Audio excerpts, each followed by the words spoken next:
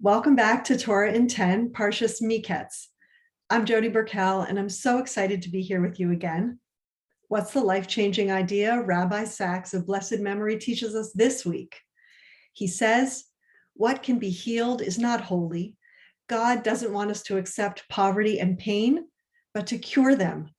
Rabbi Sacks says that for Jews, holiness lies not in the way the world is, but in the way it ought to be. We see a problem and we try and find a solution. Who in our Torah do we learn this from? Go, Joseph. In this week's Parsha, Egypt has a problem. A famine is about to hit. Joseph diagnoses and then makes a plan, with himself in charge, of course. Joseph doesn't throw his hands up in the air and say, there's nothing we can do about it.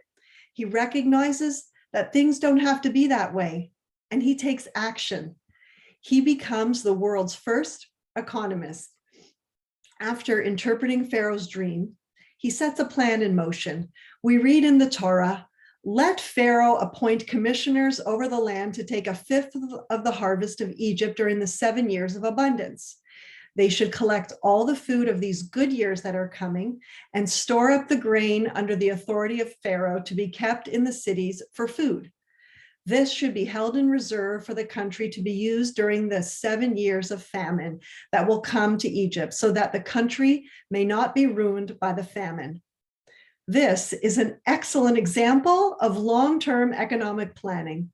Joseph's decision, his faith in himself and in God, ends up saving Egypt, his family, and the whole world. Rabbi Sacks says that poverty, disease, famine, and injustice are not the will of God. They may be part of nature, but we have the power to rise above nature.